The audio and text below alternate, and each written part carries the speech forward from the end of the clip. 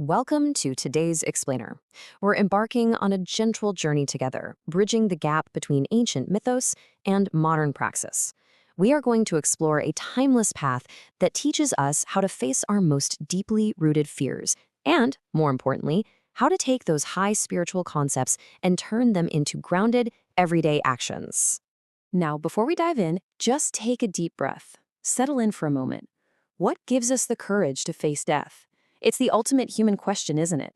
As we walk through this material today, I want you to just hold that inquiry softly in your mind. Let it be the meditative foundation for everything we're about to explore. To uncover that answer, we're going to follow a very deliberate path today. We'll start with the tale of Savitri, then pull out the lessons in true love. From there, we'll look at the Mrityunjaya mantra, explore debating with Yama, practice Chintan, or deep reflection, and finally, we'll end with a sankalp, a weekly commitment. So let's begin with part 1, the tale of Savitri, an ancient story of devotion.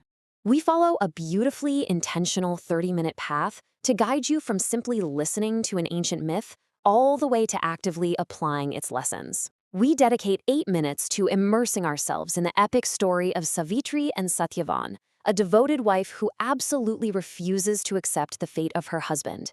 And from there, we transition immediately into focused learning, spiritual practice, and modern practical application. Moving right along to part 2, lessons in true love, courage beyond fear. When we analyze Savitri's epic journey, we can extract some really vital moral pillars. We're looking at unshakable love, absolute fearlessness, and unwavering determination. But the real anchor of this entire lesson is that true love gives us the courage to face even death itself. It's not anger, it's not physical strength that conquers our ultimate fear, it's devotion. Pure love provides the ultimate courage. Which brings us to part 3, the Mrityunjaya mantra, transcending fear. Om Triambakam Yajamahe. These beautifully resonant words represent the beginning of the powerful Mrityunjaya mantra. In this portion of our practice, we learn that this ancient Sanskrit chant has been used historically by seekers and sages for generations to transcend the very fear of death. It gently shifts the mind from panic into a state of profound spiritual stillness, really fortifying that courage that true love has already sparked within us. Now, part 4, debating with Yama. The power of love's arguments. Here, we bring this ancient debate into a modern setting through a 10-minute online pair activity. Step 1, one student plays the devoted Savitri. Step 2, another plays Yama, the Lord of Death. Step 3, they debate using the profound arguments of love. And Step 4, they practice for 3 minutes and then share. As you picture this, I want you to ground this exercise in reality. Visualize actual, historical Indian personalities engaging in this profound dialogue, not cartoon characters. This helps us truly feel the weight, the reality, and the dignity of this encounter between mortal love and mortality itself. Part 5. Chintan, wisdom over weeping. Chintan essentially means deep reflection. And here, I want you to consider the stark contrast in how one might react to profound loss. On one hand, there is crying and begging blindly. But on the other, there is speaking with calm, rational wisdom.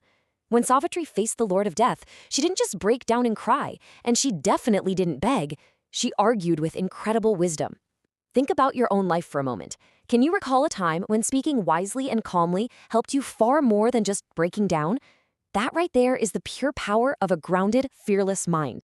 Finally, part 6, Sankalp, your weekly commitment. A sankalp is a vow. It's a dedicated intention. We've moved gracefully from myth to reflection, and now we land on everyday practice. So this week, I want to gently invite you to make this commitment with me. Say to yourself, this week I will tell one person I love them, in words, not just by assuming they know. Because if love is the source of our ultimate courage, then expressing it audibly, without fear, is an act of real spiritual bravery. So speak it out loud. And so, our gentle journey through today's explainer comes to an end. But remember, the practice itself is really just beginning. When will you speak your wisdom? The courage of Savitri isn't just an old story. It's a very real, living blueprint for living fearlessly. May you carry this ancient courage forward, and may your love always be far stronger than your fear. Get ancient wisdom and infinite guidance, anywhere, anytime. Visit sanathan.app today. Start your spiritual journey now.